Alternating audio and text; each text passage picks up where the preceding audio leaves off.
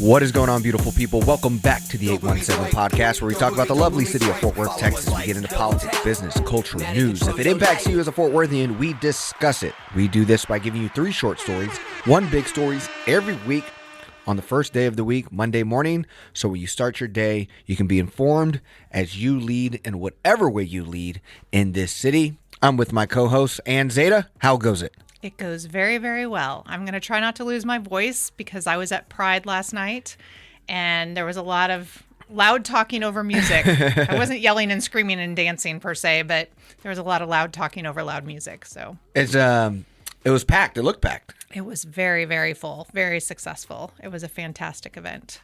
I was happy to be there. They started later this year, 6:00. So it was still warm, but not as hot as it was last year. So it was really hot last year. I did go last year. It was really hot. And I went to Lost in Sound before Pride. That started at noon in the South Main Village. And I don't know, there were 20-something venues and 57 musical artists throughout the district. Inside and outside, I stuck to the inside venues that had cold drinks. Yeah. But that was really successful too. There was people up and down the street walking. They had a shuttle going around, and then they switched one of the shuttles from the Lost in Sound event to take people over to Pride so that everybody didn't have to do a lot of driving in the whole near South Side. It was great. Wow. Yeah, I totally missed all that, but that's amazing. Now, for those of you don't know what we're going to be discussing, we're going to title this episode "Who Does Fort Worth Welcome and Where Do We Go From Here?"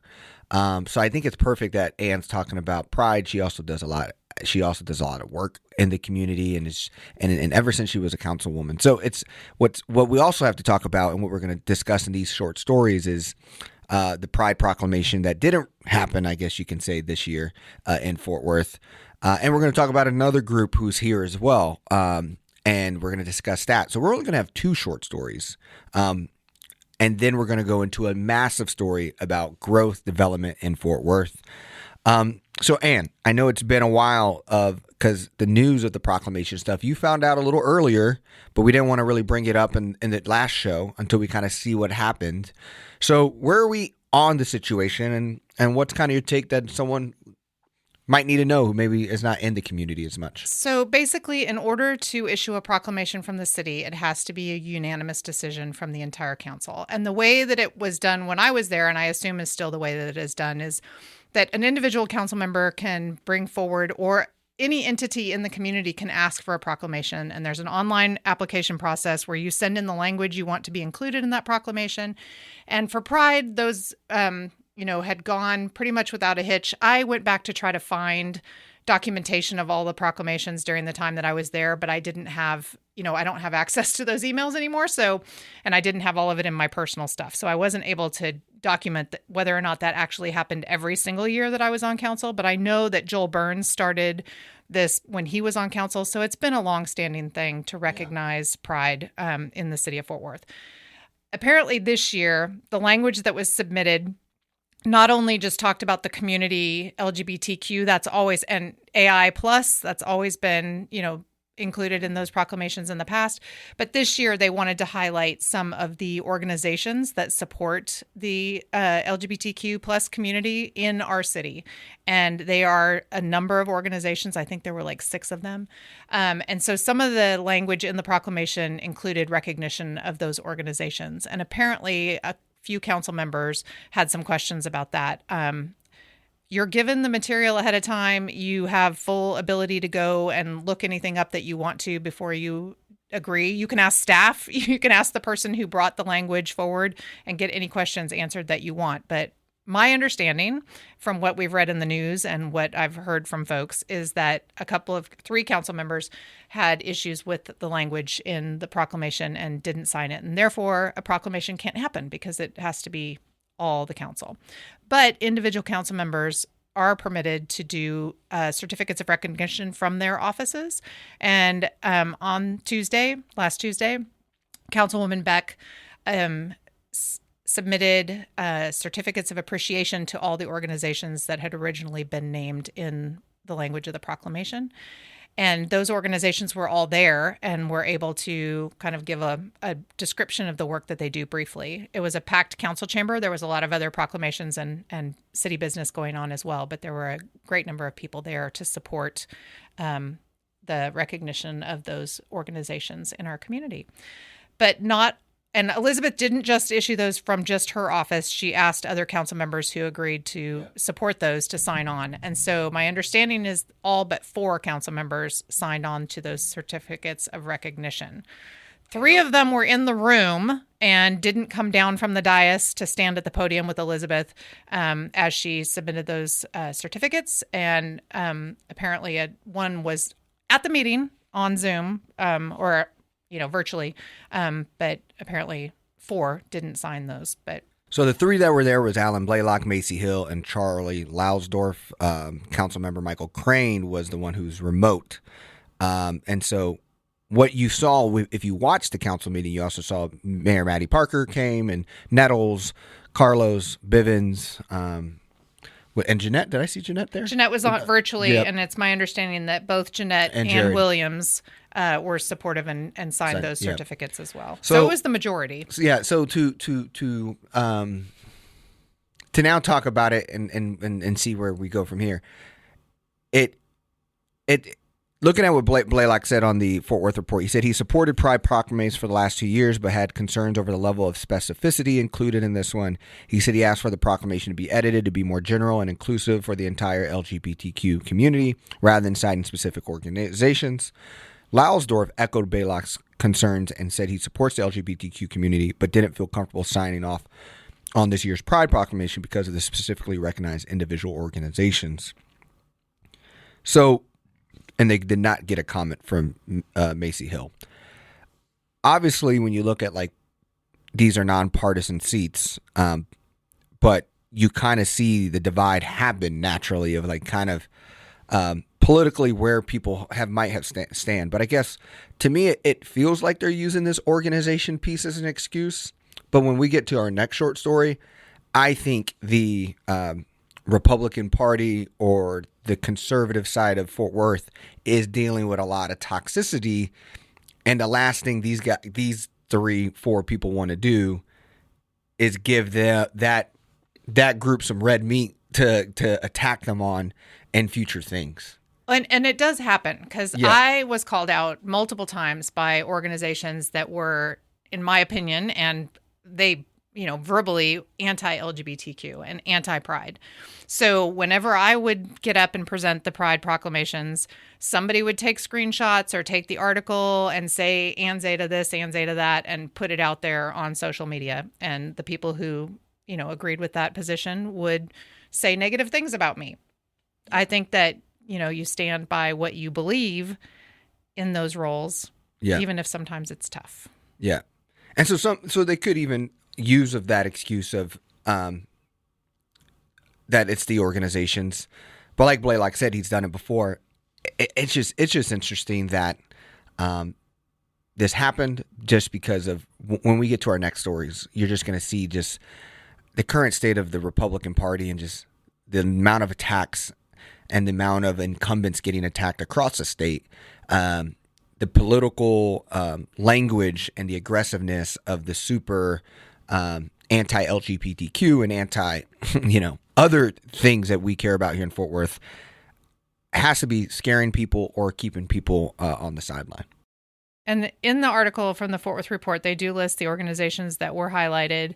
Phenomenal organizations. They are, and they're doing amazing work, and they're making sure that, young people are supported, and, it's tragic stuff happens to people who are LGBTQ who do not have the support that they need. And these organizations are on the front line to make sure that those people have a place to go. Yeah. So we're going to now transition into short story number 2, which this is kind of the, I think just poetically beautiful, just of wow, what is it like to live in Fort Worth? And what are the things that we're dealing with? So we're having a Botanical Gardens event, and the host will be True Texas Project. Can you kind of describe what True Texas Project is, or what's this event that we're having here at the end of the month. So we have 3 articles that touch on this subject. The first being that the Fort Worth Botanic Gardens originally denied a group with an event agenda including War on White America. That this group is the True Texas Projects, and originally they were booked to happen at the Botanic Gardens. The Botanic Gardens declined to have them, and then the city of Fort Worth, who owns the Botanic Gardens but doesn't manage it, came back with a letter from the city attorney indicating that they cannot deny this group having their 15th birthday at the city of Fort Worth's city of Fort Worth's facility, the Botanic Gardens. So a letter was written by the city attorney ordering the garden to reverse the cancellation of the event and stating that the city owns the garden, which is true. The event is going to be scheduled. It was originally scheduled for July 12th and 13th, and the statement from the city is that through discussions with the city of Fort Worth and BRIT, the Botanical Research Institute of Texas, the city's legal department directed the True Texas Project event to be reinstated, as the city cannot restrict access solely based on potential renters' viewpoints. And then there's a longer article in the Texas Tribune called War on White America, Influential Texas Group Hosted by Pro-Christian Nationalism Conference. And so that gives you a lot of detail as who this group is. The True Texas Project has for years been kept part of a powerful political network with, the two West Texas oil tycoons, Tim Dunn and Ferris Wilks. They have used to push the state's GOP legislation to adopt their hardline opposition to immigration, LGBTQ plus rights, and public education. Dunn and Wilks are by far the biggest donors to the Republican Party of Texas and have used their influence to purge the party more moderate lawmakers and survive a high-profile scandal last year over racist and anti-Semites employed by the groups they fund. What we also need to know about the True Texas Project, these names continue to change, and it's because the certain name gets impacted, and so then they have to switch it. So if you remember when the Tarrant County GOP consultant who met with the Nick Fuentes, the far-right influencer, for 6 hours here in Tarrant County, this same group was called something else. So they're constantly trying to switch and navigate so that they can fly under the radar and not be exposed. And so you're talking about an entire agenda around the War on White America and how they're trying to make you, feel bad for for being white. And I guess they're just getting a group of people to talk about this cultural war and that you don't need to apologize for being white. Stop backing down and start fighting back. Multiculturalism and the war on white America. These are the types of things they're posting about. So while the city cannot deny them, apparently, I think the concern is that some of the things that they talk about and some of the rhetoric that they use puts people in danger because they rile up an opinion, and then those people are coming into our community and making the people that live here in this community feel unsafe, or maybe actually be unsafe. Yeah, and someone who's been really big on advocating about what's going on here is Bud Kennedy, and he had his Twitter account or X account was really retweeting or having some type of comments about the situation. He even wrote in an opinion article where he kind of talked about Julie and Fred McCarthy of Grapevine, because True Texas Project is a Grapevine-based activist group, and they are the leaders. In 2019, Fred McCarthy wrote on Facebook dismissing the mass killing of 23 people in El Paso shooting as blowback against foreign people. Newly fueled since 2019 with anonymous donations embraced by the Republican Party, the Patriot Movement group operates in 37 counties across Texas as a far-right show. So great, but it's here in Grapevine. Fred McCarthy is a Republican precinct chairman. So again, these people are becoming very influenced. When the group also sponsored a fundraiser in April at River Ranch Stockyards, and one of the speakers was Dr. Phil, who is now a Christian TV host and funded and supported by this group, and it's a network in Fort Worth. But a lot of people who go to these events or see this strategy, they don't know all these like crazy views. They just think And some people, when they find out, they cancel their appearance. So there was a former governor candidate, Huffines, who was scheduled to speak, and then he withdrew. Yeah. If Donna Huffines is canceling an appearance to something, you know it's a bad place. That's what's crazy about it. If he's the one with the soul in this situation, we are in some deep shit. But anyways, before we move on to the next article where we invited more GOP anger and propaganda, to me, how, give me an honest opinion of how you feel about, you were as a councilwoman, you saw the Pride Proclamation be a consistent thing you were proud of that the city standed on. And now this got befuddled and messed up and not able to happen this year. But yet at the same time, the Botanical Gardens are having an event, and the city's lawyers legally, I understand that nothing is being wrong here, but just like the perceiving and perception to the people you care about, to the people of Fort Worth, it's like, man, we just had this beautiful event and we rally around our people, but yet we welcome strangers who really don't even live here. One, the closest they live is Grapevine, but most of these people are coming far away, going to be in the middle and the epicenter of Fort Worth, talking about hate. Yeah, I think that, it seems like there's been a specific focus to bring these events to places that have been the most supportive and welcoming of this diverse community. There's been specific efforts to bring, markets that were discriminatory against LGBTQ people to the near South Side, which is one of the most inclusive, accepting, welcoming, safe spaces for LGBTQ community in our city. There was a candidate on the ballot who put his offices on Magnolia, and they tried to have something at 2 community centers and were successful at the second community center, in the near South Side. So it seems very intentional. And you remember the Mercy culture kind of, like we had that market for a little bit. Yeah, that's what I was talking about on Magnolia. Gotcha. So I think that it is intentional. It is intentional. They are bringing the view to the place where we have worked really hard to build a community that is inclusive and welcoming and safe. Yeah. And this seems very disruptive to all of that and unfortunate. And, as legal can point out, maybe you can't decline that, but I think we need to let people know. That's what we're doing here, is letting people know that these things are happening. And I'm not necessarily saying that people should show up and counter protest, because I think sometimes that can go awry. I look back at my upbringing by Quakers, and Quakers are activists at heart, the ones I was raised by anyway. We were going to events and no nukes rallies and all these different kind of things when I was a child. And, we did silent marches in remembrance of Hiroshima and Nagasaki, and it's powerful. It's powerful. But when you get into a shouting match with people in these spaces, I don't think that carries the same message and weight. So I just think that for us, the answer is people need to be aware of these things.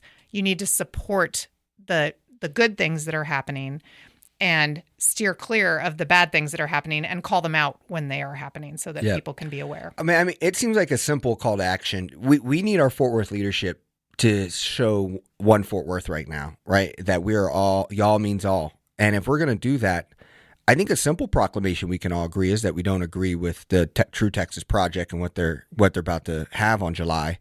If we all can't sign the letter for the proclamation for Pride Month, we could all sign a proclamation that we don't agree with True Texas Project. I don't see why that's a hard one right there.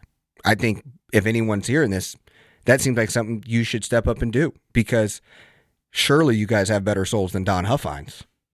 So that's just how it feels. I mean, and back several years ago when there was a whole bunch of angst and upheaval about bathrooms, even the folks like business folks came together and said, you are making Texas look like an unwelcoming place, and it is going to have a negative impact, business wise, which usually resonates with everyone. So it's not a touchy-feely lefty woke position.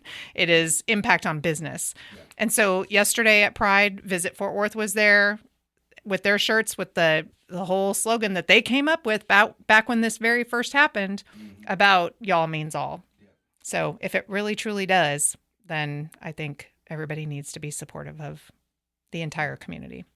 And this goes into our kind of next topic here of things that happen in Fort Worth. Fort Worth rallies for Trump draws over 100 people. At least there was 100 people. It's important to note here, it kind of goes with your conversation, and this is something that Beto also said. But Beau French, the Tarrant County GOP leader, he said, the main thing I want to impress on you is Tarrant County is the bellwether county for the state of Texas. So you hear about Texas, so goes the nation. Well, I'm here to tell you, however Tarrant County goes, that's going to determine how Texas goes. We heard that same kind of language with Beto O'Rourke when he was on our podcast a few weeks ago. And so that's why our county is easily a top 20 influential county in the country. And so the reason why they keep showing up to our doorstep is because they're trying to ensure that the 12th largest city and truly, the most Republican of those 12 cities stay that way. And so they're coming down to the core of the city and from downtown to the zoo area with the botanical gardens to, like you said, near South Side. So the article in the Star-Telegram is Fort Worth rally for Trump draws over 100 people, at least one counter-protester. They marched from Wasn't a Quaker. He didn't remain silent, that's for sure. But he didn't identify himself either. They started at the JFK Memorial and ended at the Tarrant County Courthouse. They were led by a vintage blue Cadillac limo called the Texas Trump Limo with window decals, including anti-Biden rhetoric on them. They arrived at the Tarrant County Courthouse and multiple speakers addressed the crowd, beginning with, as you said, the Tarrant County GOP chair, Beau French. Also, the newly elected chair of the Texas Democratic Party, Abraham George, was at the event. And they're all looking towards November and hoping that Trump will be leading our country and looking that people down ballot will also win. I guess you told me about that crazy document someone sent you about if Trump wins. Yeah, there's a 900-page document entitled Project 2025, which is a mandate for leadership, the conservative promise. And it basically is talking about presidential transition project after. There's a whole game plan. Yeah, a whole game plan. Yes. It's 900 pages long. I have not read the whole thing. There is several promises in it. And I think they started like page 38. Yeah. I think that was what I was told. If you just jump to page 38. We'll put this in the show notes for anyone who has the time to read 900 pages and just are very interested. But the whole point here is obviously Tarrant County is huge. Obviously, I thought I mentioned Abram George a couple weeks ago as well about being the new GOP president.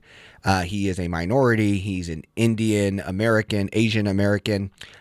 We talked about his role and what is he going to talk. And he's really much, it's clear that he is the GOP. He's not a centrist Republican. He's not a Maddie Parker. Oh, he was talking about the election being stolen in 2020. Yeah, exactly. So it just shows you, to me, any of your Republican friends or even Republicans who listen to this, the guard is right, you see someone like Maddie Parker come and support the Pride Proclamation with Elizabeth Beck, right? That bipartisan, that able to support to come together to represent your people and knowing the demographics of your people. Anyone who's afraid to do that, you just have to keep accountable and see who they're willing to be. And I go back to that, right? Don Huffines was anti this group. And so it's just now you have this Trump rally and they're trying to save Tarrant County because if you look at the data here on the Biden-Trump election from last time, Biden won the election. In the 2020 presidential election, Biden narrowly won Tarrant County with 49.3%. To 49.1%. Texas still went to Trump 52.1 to Biden's 46.5. But those numbers are getting closer together. These are the things that, like, I think we don't talk about. Yes, we get crushed locally, like in the local elections and all that stuff. And that's just like, but when it comes to the big ones, we're moving closer. And that's Texas. where more people, I think, show up to vote in the the presidential elections, not realizing the importance of decisions made at the local level. Yeah. And what they're doing at the local level is they're adding more barriers, more voter fatigue, more voter suppression because they see when we vote in Texas, we are more blue. And so. And even if if it was just 50-50. Yeah. The fact that some people, when they get elected, are like, I'm only here for half of those people. I'm not going to represent the other. And even even though half, they're like, more like a quarter of these people. Maybe that fringy 10%. Yeah. But anyways, so both of those events happened while at the same time we were celebrating Pride this weekend, and it just seems an exhausting thing that we just had to bring up. We have a full story ahead of us. If you feel like we talked about a lot just now, we're going to be moving and pivoting into growth. We have, I want to say, 6 to 8 stories we're about to deliver on you about really important growth updates, and we're going to end with a call to action for a June 18th event.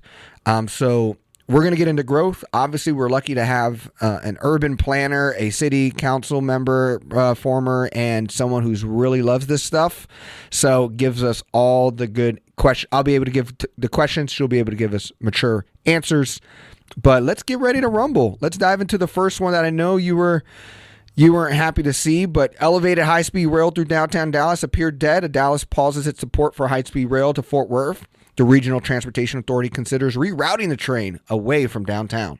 So this is a little complicated, and I think even for someone who pays a whole lot of attention, there were a lot of moving parts. But apparently, we've been talking about high-speed rail between Houston and Dallas and extending that through Arlington with a stop in Arlington, hopefully, if Arlington chooses to participate in a transit authority at some point, and coming through to Fort Worth and having that be a one-seat ride. And all kinds of work has been done at the North Central Texas Council of Governments to study the alignment of what it would look like between Dallas and Fort Worth. And they literally studied, I think, 47 options and came with one that basically goes down Interstate 30. In Arlington and in Fort Worth, the stations would be like subgrade, so below ground. In Dallas, in order for it to be a one-seat ride, if it wants to come into the corner of downtown in Dallas, it has to be pretty high up in the air. And there is some work being done on the convention center, an expansion of their convention center. And there is some private land owned by a major property developer that has very big plans for mixed use development, who I believe felt that the impact of a high speed rail elevated at that level would negatively impact their development. So the Dallas City Council voted in just their own council meeting to put a pause on allowing that high-speed rail to come in a way that would allow it to do a one-seat ride through Arlington and into Fort Worth. So it doesn't stop it from happening.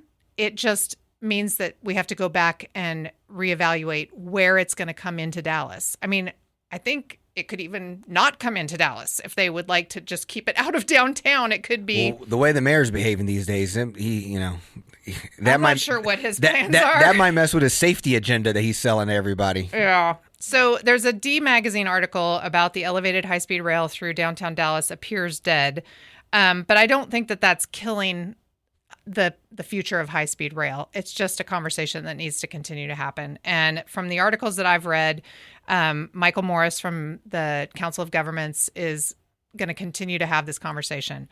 But I will say I was very pleased with the response from Mayor Maddie Parker when this happened. Yeah, before you dive into that, what if it wasn't that? Why did she feel the need to make such a letter if it felt like it was going to happen anyways, and it's just more about a Dallas aesthetics thing? Well, I mean, I think that there is a concern. It's not that it's a sure thing, definitely going to happen, no problem. There are ways that it could be done that it wouldn't be a one-seat ride, and so that would impact Fort Worth. But we're talking about the region and beyond. So we're not just even talking about the Houston leg. There's another leg that goes down through, other cities to connect like a whole triangle. Yep. And so I think that she was I think it came up at the Regional Transportation Council meeting as well. And so there's some regional decisions to be made. And because it was getting so much news and attention, it made it sound like Dallas could kill the whole deal. Got it. And she just wanted to be on record to show that this is a decision that we all need to be making together and that Dallas doesn't get to wag the dog. Yeah, and so if and when a Texas Triangle transportation high-speed rail happens, what is your concern level or of Fort Worth being boxed out to something like that? Do you have any kind of worry about that? Or no, I mean, I have worry about it, but I because Fort Worth we're approaching 1 million people, and we should get more attention than we do. But people definitely don't think of Fort Worth, and I don't think Dallas thinks of Fort Worth. I think we think about Dallas a whole lot more than Dallas thinks about us. Going back to the mayor, he wants another Dallas NFL team. Yeah, I was like, you already have Dallas Cowboys. The funny thing also, though, I'm looking at this picture that's with this article about the Indy magazine, where one of the real estate owners drew what they thought was going to be the negative impact that this high-speed rail line could have on their property and the skyline of Dallas, and maybe be super close to Reunion Tower, and implied that Reunion Tower might be torn down and all this kind of nonsense. But if you look at what this looks like, it is no different than the massive highway interchanges that we build all around our downtowns. Yeah. So I would much rather have a high-speed rail train coming in on some massive structure than these huge highway interchanges that literally surround a lot of downtowns. Oh yeah. And Dallas Highway is getting exits and off exits there. I mean, it is. It always reminds me that when you're driving in an area you're unfamiliar with, you have to slow down and be very intentional in order to get where you need to be.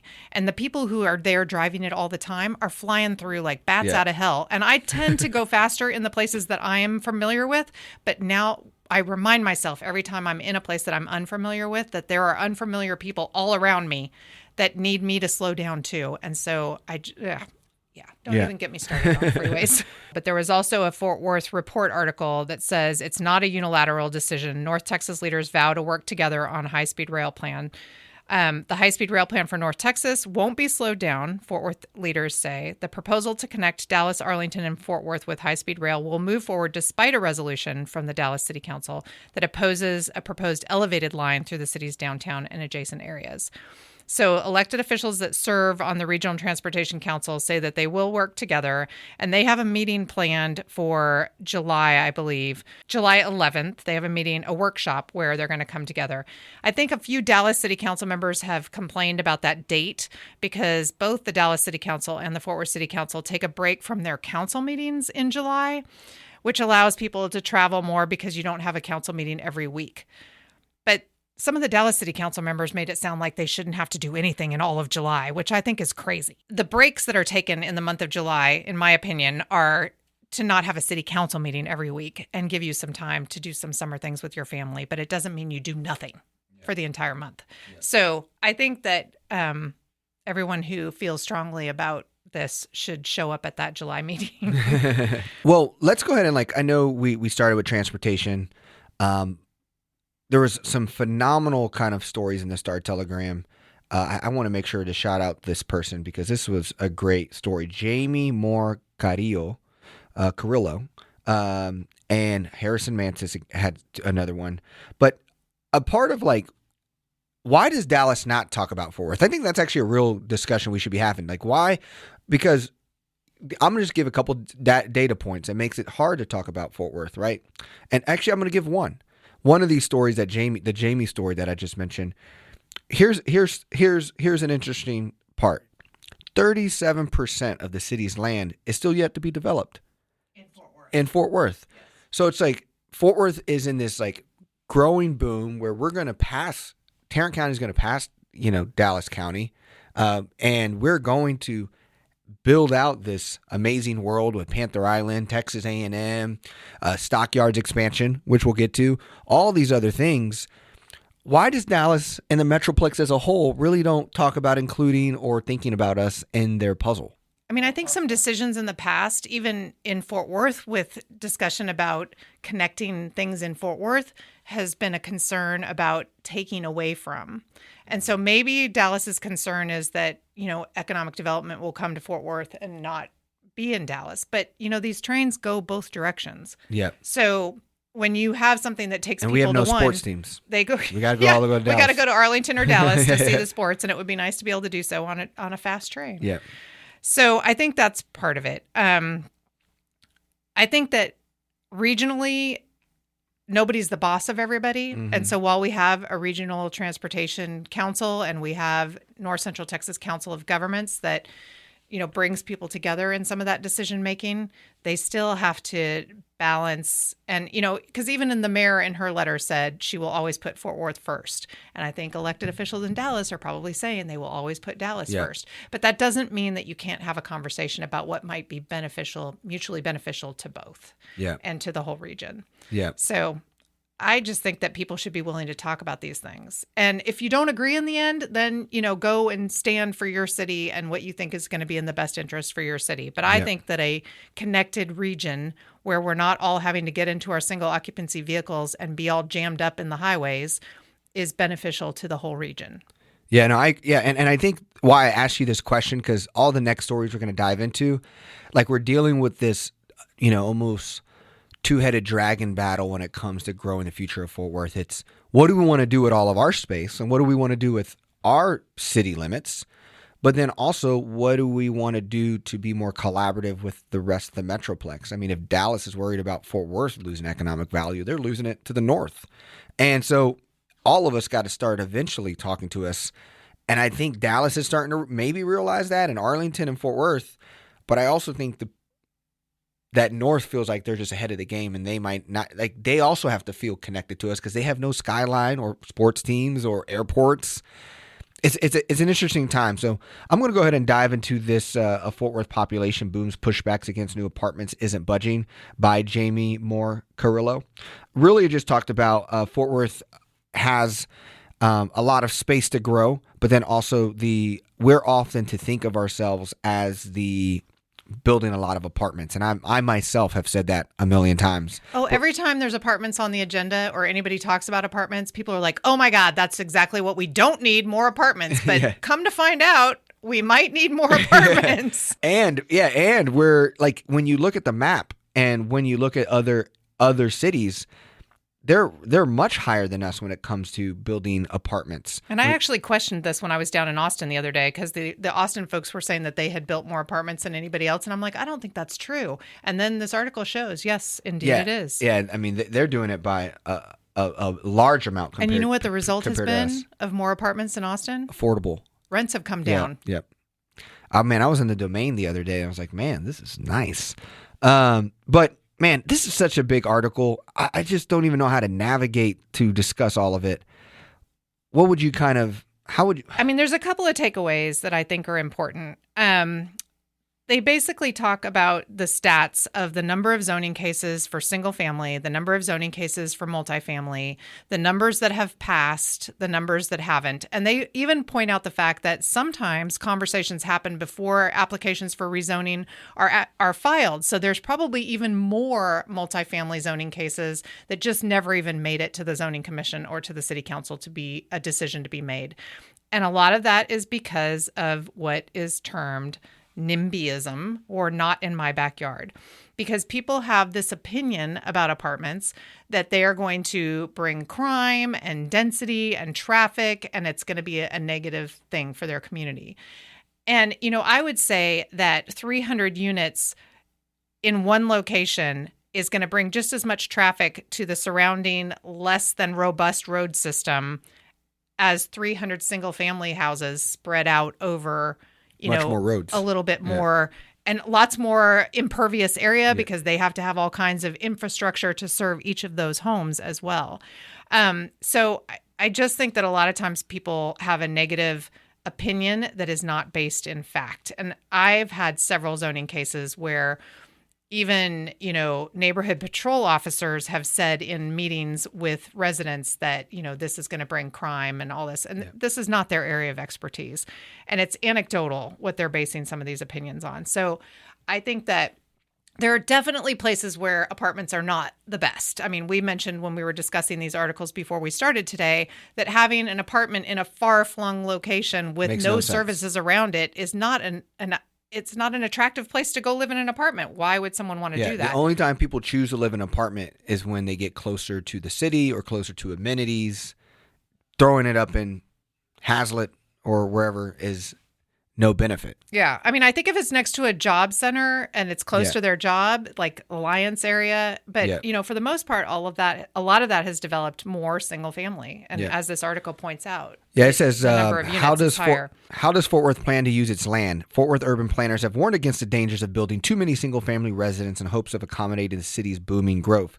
Still, they foresee using 38% of the city's land for one-family house in the future. They also plan on quadrupling the territory used for multifamily and mixed use. Another fascinating thing to know is that Fort Worth today sets aside almost 46% for single-family development. Just under 10% current zoning allows for apartment construction. You also have that if someone was to parachute into Fort Worth, they have a 1 in 4 chance of actually landing on a single-family home. Just over 26% of the city's land is currently used by one-family residents, 8 times more than the amount of land occupied by multifamily structures. And again, 37% of our land has yet to be developed. So we're at this opportune time to be talking about this. Another part that I thought was interesting in our article was around 90% of cities' residents live in auto-oriented suburbs. More than 50% say their top neighborhood preference is a single-family subdivision far from downtown. So where was that stat from? So if you look at, I'll click on it. So this is going to be, if you look at that picture, it's the second paragraph under the picture. Let me click on it. Is geared towards single family. That was looking at the 2023 Fort Worth Community Survey Findings Report submitted March 2024. Yeah, I filled out that survey. That was not my answer. That wasn't your answer. But this is where I think I don't know. To me, why I think Fort Worth is a sell is because I think most people in America, when they think about living the American dream, is having a detached single-family house. And I think Fort Worth can be the large city that gives more people that opportunity to have that. Due to our size as a city and having the space to do so. But I also am a huge advocate that the inner loop, the 820 loop, should be hyper dense with townhomes, mixed-use businesses, walking, more operating transit. But when you're talking about, I live 20 miles away from downtown Fort Worth, I think those people should have the expectation of not living in a townhome or in density because that is the burbs. I mean, that is the sticks. But they're still voting for our mayor. And then requesting all of the amenities that didn't exist out there when they bought that house out there and wanting that. And then the city tries to build those facilities and the taxes collected from those single family developments do not support the level of service that then is demanded once they get out there and realize they don't have any services. Yeah. But he speaks to public transportation in this article. There's a wide consensus among urban planners and that well-organized transit usually yields substantial employment and productivity gains, that it more than pays for the cost of the system, that shared train and bus routes they observe are also safer, cleaner, and less earth damaging than freeways and usually help unclog them. So that whole thing of widening roads is going to deal with congestion is not true. There's induced congestion when you widen a road, more people drive, but when you add transit, that does actually unclog roadways. Another part of this, it talks about the cost. More than half of Metroplex tenants today are cost burden, meaning they spend more than 30% of their monthly income on housing expenses. The National Low Income Housing Coalition, a nonprofit research group, finds that DFW, among major metro areas, has one of the nation's worst shortages of affordable rental units. Let's go ahead and move into the Harrison article. And he talks about most of the Fort Worth investor owned homes are outside of the Loop 820, city data shows. That was one of the findings from a City of Fort Worth analysis of data from the appraised district in Tarrant, Denton, Parker, and Wise counties. The city analysis defined investor-owned as being owned by one of 23 national-level firms that are usually backed by private equity and are known for rent-owned single-family homes. While these firms often use a variety of corporate names that can obscure ownership, the city tracked them down, finding common addresses. Assistant Neighborhood Services Director Amy Connolly said during a city council committee briefing Tuesday. Homes owned by institutional investors make up around 9.6% of Fort Worth's homes, but more were outside of Loop 820 according to the city's data. Arizona's Base Progress Residential, which is among the largest owners of single-family homes in the United States, took top spot in Fort Worth with 1,879 homes. A property management company acquired by the company in 2022, Haven Brooks Homes, ran into legal trouble with the state of Minnesota for not maintaining 600 rental properties. That's what's really fascinating about a lot of these homes. They're owned by investors and groups that aren't even like based in the Metroplex or in the state. Yeah. So that is really fascinating as well. And I think that, as people are trying to find homes to purchase and running into a problem finding enough, and we talk about how we need to build more, but when you look and see that there's all these that are owned by these corporate entities that could be sold to individuals, but then they would no longer be an investment property for the corporations that own them. Yeah, and then you look at the latest analysis reviewed down a previous report that said 26% of homes in Fort Worth were owned by companies. Additional data from Denton, Parker, and Wise County showed the number is closer to 23.3%. More than half of the homes that are not owner-occupied are owned by small local landlords. This is just the beginning of the city's analysis. There's still more questions the city would like to answer, such as the growth of the investor ownership over time. She said, I would love to be clear. I think we started these discussions and narrative. I feel like we didn't see stories like this 3 years ago about investor-owned stuff. And I think like we started really hitting it because we were looking at the national news around this. Because nationally there was a lot of like folks with Phoenix, talking about that. Like it was like really high in Phoenix. And so like I'm just glad that we're doing this reporting. And Amy Conley, I'm a huge fan of, and someone who I'm excited that she lives in Fort Worth.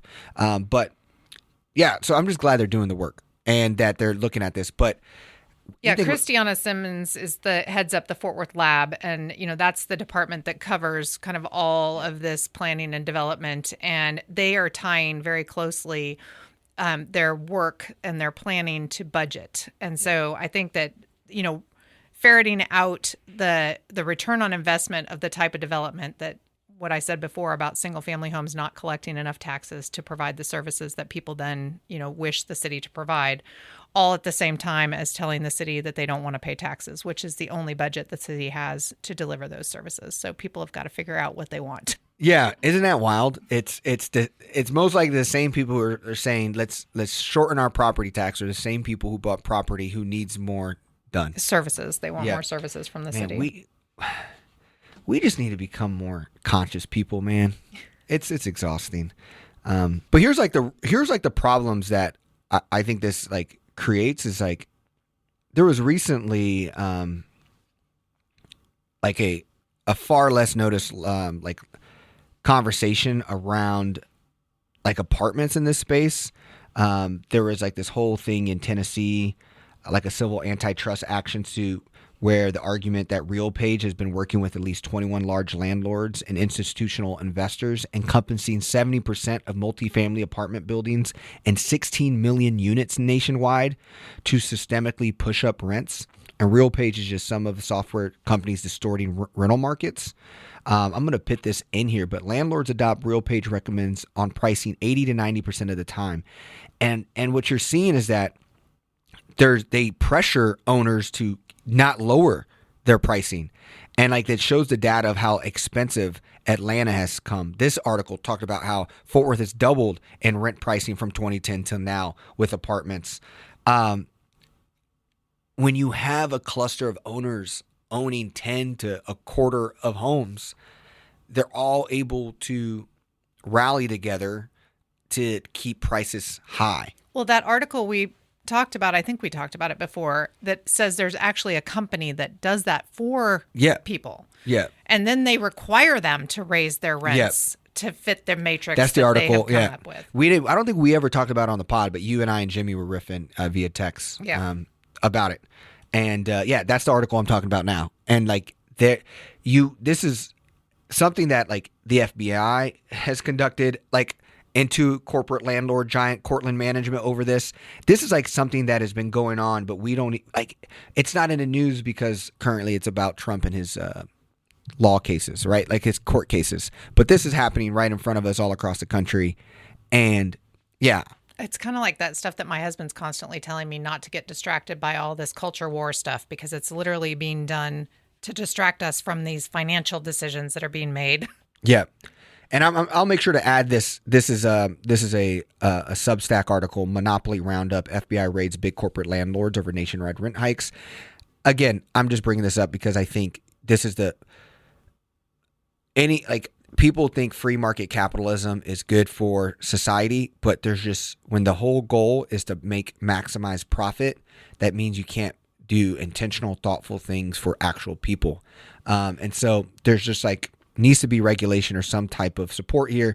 But obviously a lot of people say the reason why we're not getting apartments in Fort Worth, which I thought was fascinating, was because we have a lot of regulation. And I was like, really? But that was what the article was talking about too. When you look at the graph, we're just becoming much more of a NIMBY city, I would argue, where Austin's a YIMBY city. But let's go ahead and move into some of the action pieces of what else is happening outside of real estate and apartments. We have a city plans $140 million overhaul of Fort Worth Central Park, a la Gateway Park. Here's what's planned. Lily Davidson out of Star Telegram. Fort Worth 800-acre Gateway Park will soon boast pickleball courts, a splash pad, more fields, and other new amenities. Fort Worth City Council approved a master plan for the park during their meeting Tuesday. Quote, "This is our Central Park, and I think it belongs to the entire community, and this is an opportunity to really move things forward together," Mayor Maddie Parker. The master plan for the park is the city's third since 2002, and the renovations won't be cheap. They carry an estimated cost of $140 million. According to the Fort Worth Park Rec Department, $8 million of those funds will come from a 2022 bond package, and $6 million will come from the Tarrant Regional Water District's bond program. The Park Department said some of the funding could also put forth as part of the 2026 bond proposal. Quote, "We really need to do this master plan and make sure that the community's interest groups' desires remain the same. So we're really excited to be moving forward with the council adoption of the master plan last night," said Scott Penn, a senior capital project officer with the Parks Department. Yep. They had several public meetings where folks came together with some preliminary plans that the consultant came up with and got input from the community as to what they wanted to see. And so I think this was a pretty robust public engagement piece. And I think you mentioned some of your neighbors turned out to be heard on this and increase the amount of money that the city was putting into this. So that's definitely a positive direction that the city is going in planning, engaging the community, getting their feedback, and then moving forward with the plans that the community supports. There was another article that I didn't even share with you, but downtown Fort Worth Park is getting $1 million donation from the Amon Carter Foundation. So Heritage Park, which has also had a very robust public planning process with a lot of input, is just got $1 million donation to help move forward with the Heritage Park and Paddock Park, which is going to just open up that whole park that has been behind chain link fences just north of the courthouse. So that's also something that came out of a lot of folks. And we call Gateway Park our Central Park after New York, but it's because we're the second largest park after that one across the country. Isn't that like the stat? Like Gateway I think Park? that Gateway Park is actually bigger than Central Park. And I think that the calling it Central Park, I've heard a few people think that that's not what we should do because it's very different than Central Park. I mean, it's not an urban park in the middle of the city. It's on the edge of downtown, but it's not like in the middle of Manhattan. Yeah. But I think the reason that they keep referring to it as like our Central Park is because of the sheer size of it. Yeah. Because it is larger than Central Park. it is, and so why I think this Gateway Park always gets underutilized or underappreciated is it's because it's on the east side of the loop where I reside, and a lot of, I feel like, undevelopment. We were just talking about, I live off of the Oakland exit, and the Hewlin exit, where the Central Market is the same distance from downtown, 2.5 miles from Hewlin. That exit you take all the way to downtown. Oakland Park, which is really kind of at the very end of this Gateway Park, you can go a little further, but like that, the distance is like, it feels like there's nothing there because most of it's Gateway Park, and so it just feels like it feels almost disconnected from downtown rather than a part of it. But if that side was built out like the Hewlin side, you could argue that Gateway Park would feel like a part of the city and in the center of, not the center, but integrated within the city the way TCU feels a part of the city, and the trail there, and all the urban village, the university village there, like that still feels a part of Fort Worth, the zoo, all that. But it's not west of downtown. Yeah. But I think that what I shared with you before is that it reminds me of an active street versus an inactive street, and how it's attractive to walk on. Yeah. So when you're going through an area that doesn't have a lot to look at, then it seems longer. Yeah. And so to your point about how long it feels to get home, to the distance to where your exit is off at 30 compared to the distance to Hewlin, there's a lot more to see off of that roadway. A lot more exits and activity. There's like 5 exits. We have 2 exits. Yeah. You also have the Mixmaster separating downtown from, so there's a lot of highway convergent right there. And as Jared Howard pointed out in the talk about the Juneteenth Museum and what happened to historic South Side with all that highways bifurcating that neighborhood. Literally, I mean, when you see that map being drawn out and those red lines literally just surrounding that neighborhood with highways, I mean, that's what you have on the east side of downtown. 100%. It's not just 35. Yeah, but to me, it's a fascinating thing because now we're talking about, Dallas doesn't include us in the conversation. Well, when you look at your land closest to Dallas, you act like it doesn't matter. We've developed the west side of Fort Worth away from Dallas. We didn't invest towards Dallas, right? Like, that's actually one of the reasons why, like, living on the east side is so important to me. It's like I couldn't live in Wedgwood because that adds another 15, 20 minutes to the airport, right? I have to get to the airport a lot. And so, like, to me, there's a massive opportunity on the east side of Fort Worth to, like, be a part of the Metroplex more fully, because Fort Worth has built to act as if I think we wanted to be anti-Dallas.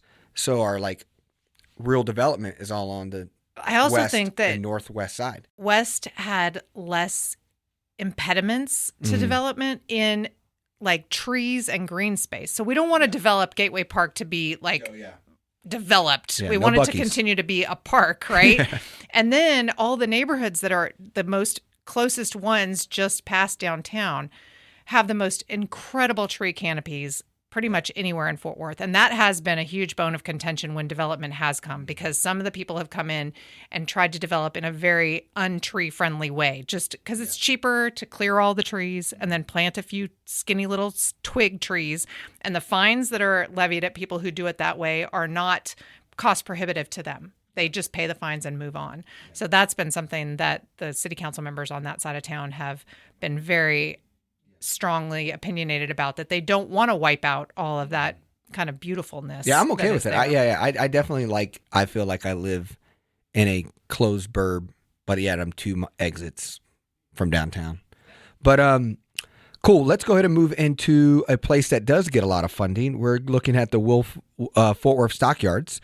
Fort Worth Stockyards is having a discussion about a $1 billion expansion. Man, shout out to Star Telegram for creating a lot of these articles for us. This is an article by Kate Marjolovich. So you're seeing a lot of new names. That's why I'm saying them. It's because I want to acknowledge these young reporters or these newish reporters. Oh, at the city council meeting on Tuesday where they were doing the pride recognitions, I was sitting behind Harrison and 2 other reporters from the Star Telegram. He took a selfie of himself, and then I realized I was standing right behind him and took a picture of the backs of their heads. And I told him, I almost tweeted this back at you, but then I thought that might be a little bit weird. So I'm just texting it to you, which also might be weird. But there were 3 Star Telegram reporters at that meeting.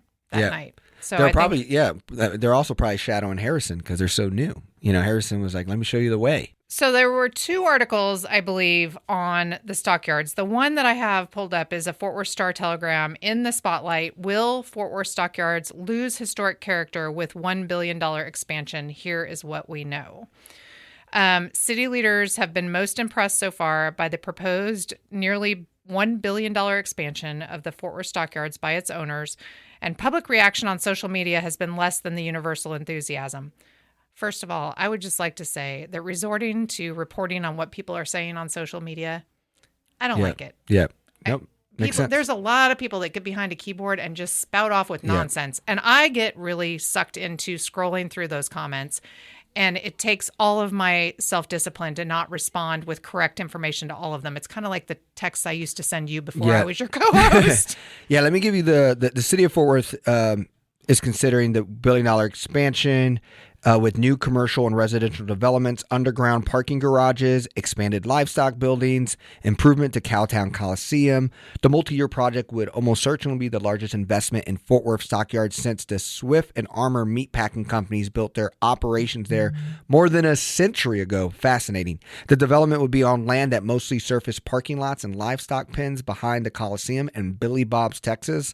The city would partner with developers under a complex package of incentives to build at least 300,000 square feet of commercial space, at least 295 units of multifamily housing, 3 hotels with at least 500 rooms, and 2 underground parking garages with a total of 1,300 spaces for you, Ann Zeta.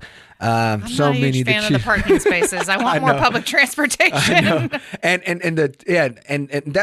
So what's your take then on that, right? Like they're talking about the biggest investment in the stockyards.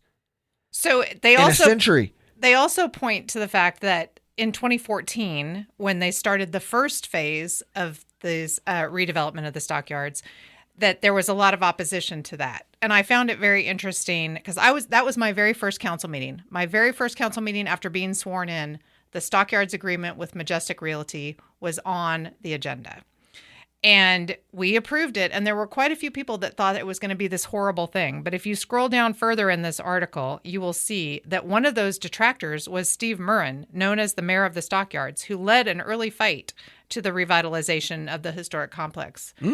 And he is now saying, I take it all back.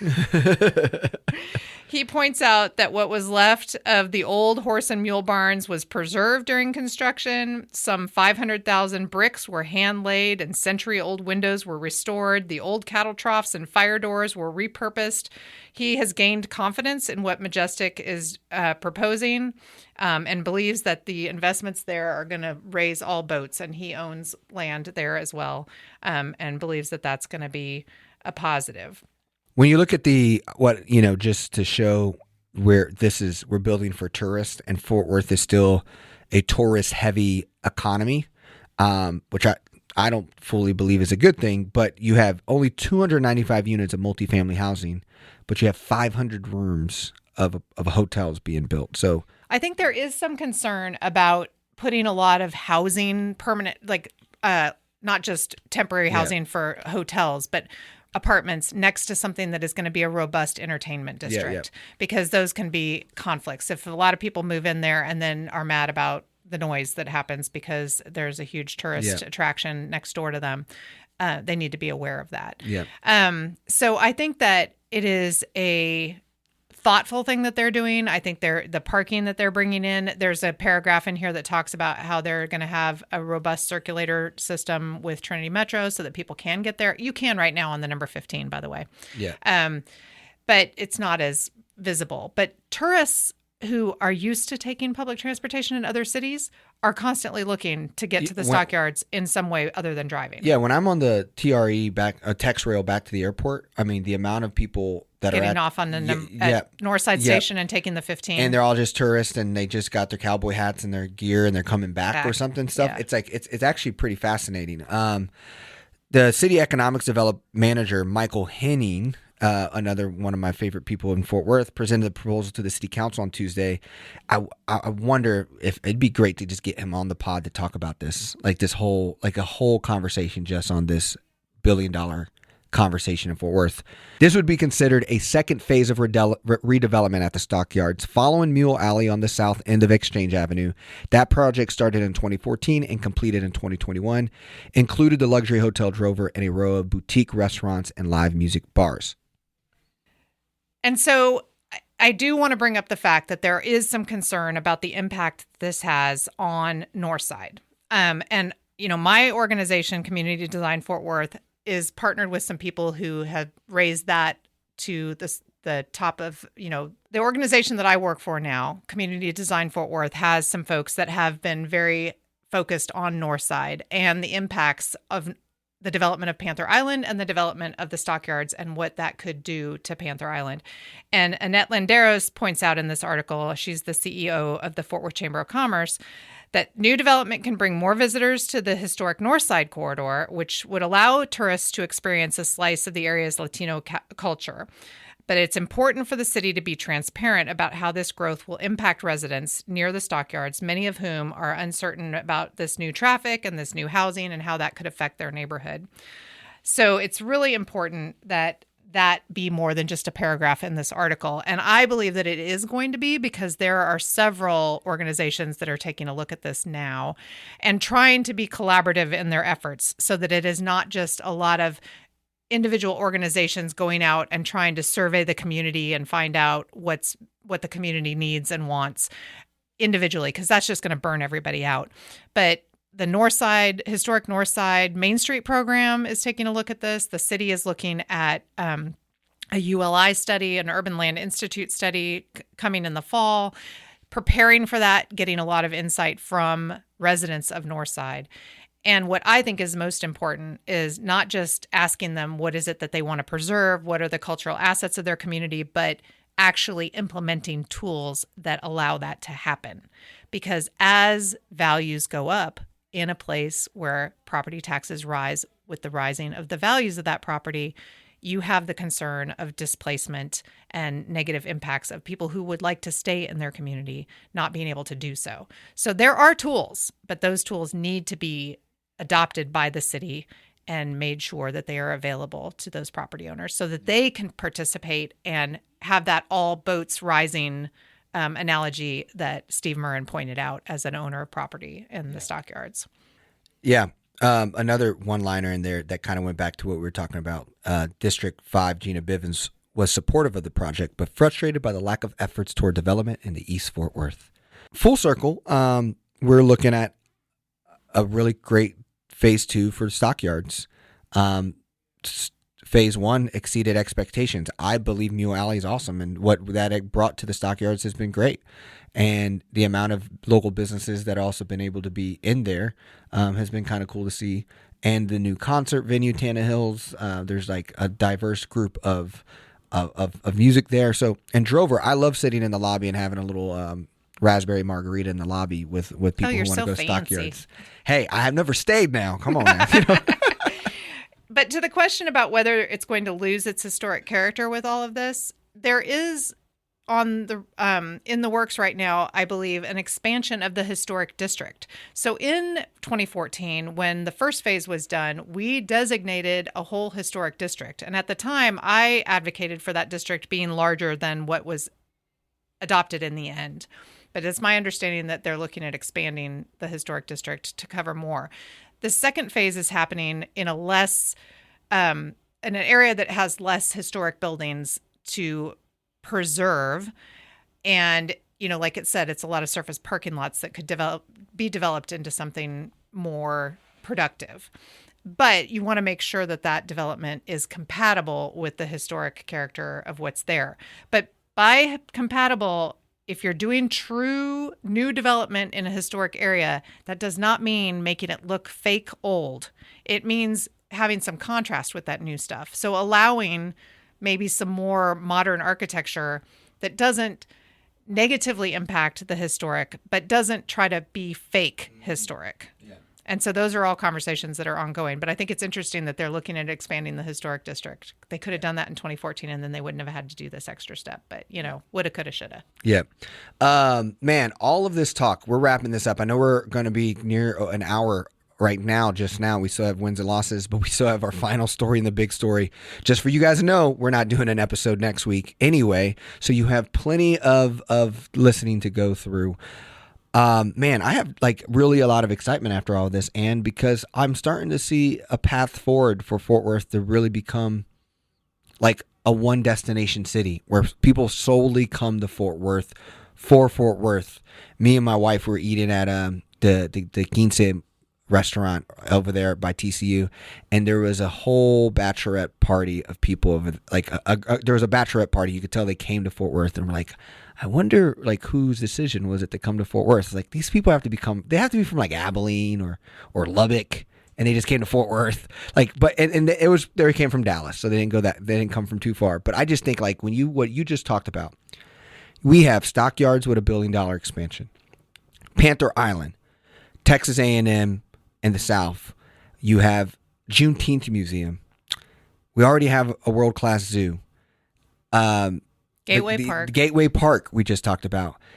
Clear Fork and luxury shopping. Fort Worth is starting to feel like a one-stop destination metro of its own that has its own stuff where like people can start talking about us as the hottest city in Texas. Like that feels possible, and people can have an amazing experience never leaving Fort Worth to go to and Dallas. All of those things can be positive for those of us who live here all the time. We don't even have to travel to get to it. So we can be benefited by having all of those amenities here. And I think that at the beginning of this pod, I said that our last pod, we started to be kind of doomy, gloomy. And look at us. And I know. And we have a call to action to end this pod with. With all this positivity. We've talked a lot about who does Fort Worth welcome and where do we go from here? What are we going to be from here? And our last article is a Fort Worth Report article where Fort Worth is seeking residents' input on the 2050 Comprehensive Plan. There have been ongoing meetings in different communities and at different all-city budget meetings where the folks that are working on the public engagement for the comprehensive plan have been gathering information. And I'm not sure that they've been reaching everybody. That I have some concerns about that, but there is a opportunity this week on the 18th to attend a Fort Worth 2050 Comprehensive Plan Summit, Vision Summit, and it will be held at the Roundup Inn in Will Rogers Memorial Center, and your parking will be free for all of you who don't want to pay for parking ever in your lives. But the comprehensive plan is a several hundred-page document that serves as the official guide for reviewing zoning cases, identifying budget priorities, preparing capital improvement programs, informing annexation, establishing development standards, and the document summarizes the city's related goals, objectives, policies, strategies, and programs and projects. And this comprehensive plan has not been updated in 3 decades. And this is the beginning of getting citizens' input about what that comp plan is going to look like. And that previous article where we talked about the amount of land that is zoned for single family and the amount of land that is zoned for multifamily, all of that gets measured against a comprehensive plan when zoning cases are proposed. So it is a important document. And in the past, I think single family has been used as like a placeholder. So if there was far-flung area, they just colored it yellow, which is the color for single family to nerdy planners, and just went on with their day. And now that everybody's building all these far-flung single-family districts, we're realizing, oh, crap. Wow. How do we plan for that? That's interesting. So looking at this comp plan and making some adjustments to that is how we decide what all that vacant land is going to be. 37% of it. 37% of our city still left to be able to be developed or be moved into that open space initiative that we've got going on. Not all of it has to be developed. So this is your opportunity. If you go, the city of Fort Worth is having this Vision Summit. It is from 6 to 8:30, although I believe the doors open at 5:30. On June 18th, it will be at the Will Rogers Memorial Center, which is located at 3401 West Lancaster Avenue. The cost is free. I think they do have an ability to register just to give them some idea because they're offering some light snacks, so they want to be prepared for the number of people that show up. But they're going to use this feedback to draft a vision statement and list the strategies and priorities for the comprehensive plan. The next phase will be, they They will gather written statements and list the strategies and priorities for the comprehensive plan and produce a values and vision report summarizing the community's input, and that will inform the next phases of community engagement in this process. In 2023, the city hired a consultant to do this, and they've appointed 2 committees, one of which I serve on, a technical committee, and another one is a citizens committee.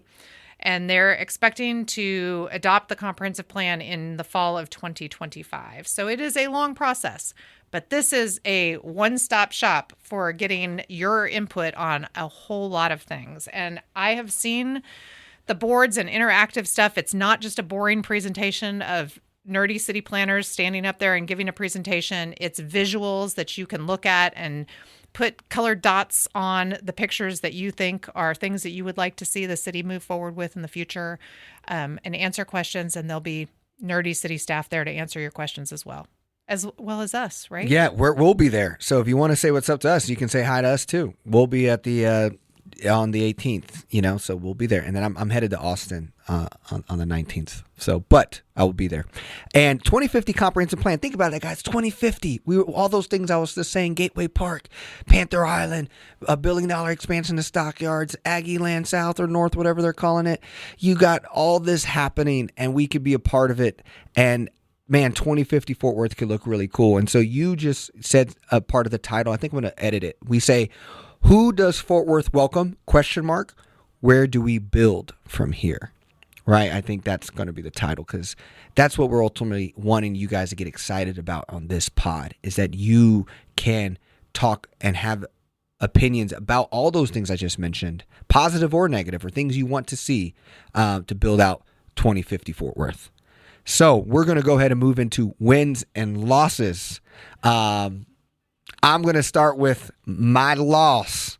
My loss is that on June 19th, which is Juneteenth, the Wednesday, our lovely Opal Lee is doing her walk in Dallas, Texas. Why is it a loss? I mean, they probably had strategic reasons to do it in Dallas, but it's probably because there's a lot more buy-in and a lot more inclusivity to Black culture in Dallas. There's probably because there's more funders in Dallas who will be more on board for the National Juneteenth Museum. And so I think it's a loss not to Opal Lee and to them doing the Freedom Walk in Dallas. It's a loss to us, Fort Worth, because it shows us that when we all have to do our jobs outside of Fort Worth, to then still live in Fort Worth. So it's a loss, someone like me. I make my money outside of Fort Worth, but then I come back to live here. And that's what we making 100-year-old lady Opal Lee do to continue to get her vision happen. And so it's a loss to us that on Wednesday, June 19th, she's going to be doing her 2-mile plus walk over there. And that should hit home to all of us. And I won't be able to be over there, but they've also made it accessible so that you can do your walk from anywhere. And so go out there. And if you can make it to Dallas, great. If you can't, do a 2-mile walk on Wednesday to represent Juneteenth, and also be more involved in what she got going on. Yeah, we'll put it in the show notes. You can sign up for the walk virtually, and you can, like you said, do that walk wherever you're at. And then there's walks like in Japan and other places as well, organized ones. So if there's one near you, you can do that. I know she did give a little bit of a shout out at some point at one of the presentations that I saw her at this last couple of weeks, asking us not to leave her looking alone over there in Dallas. So if you are able to join her in Dallas, I know she would appreciate it. She wants her Fort Worth people to be there. But if you're able to do that, that would be great. But what is your loss? I don't even know, EJ. We can leave it on a positive that you don't have a loss today. I really believe I do not have a loss today, because my loss was that I felt like we were kind of going down a road of doom and gloom. Okay. But this pod with you today has lifted my spirits back up again. And you saying that you want to figure out how to be more involved and engaged in things and not just sit in your house has me motivated to start giving you more information about things ahead of time so that you have the opportunity to. Yeah, I'm pumped. I for some reason, it just hit me, all the things you've been shouting to me about why they're so important. And I'm like, yeah. But it all eureka moment happened on this pod, And I bet it happened for a lot of our listeners too. I will say that a loss that I've been feeling a lot is that there's a whole lot of negativity out there, and I've been focusing way too much on it. People complaining on social media about what they don't want and what they're upset about and what they think is bad and terrible. And I just think that what we're sharing today gives people the opportunity to get out there and be for things and advocate for things and support things and say what they want to see happen in order to try to have those things. So my loss is the negativity. My win is I think we can move in a direction of more positivity and more engagement. I love it. Beautiful way to end it. You know what? I'm just like, I'm not even going to do a win because we've already are going long. So this whole pod has just been a win, and really excited to see what you guys think. If we see you guys on the 18th, that'd be great. And we'll see you not this week, but the next week for another episode of the 817 podcast. 'Cause I do it, I got it, to get where I'm going.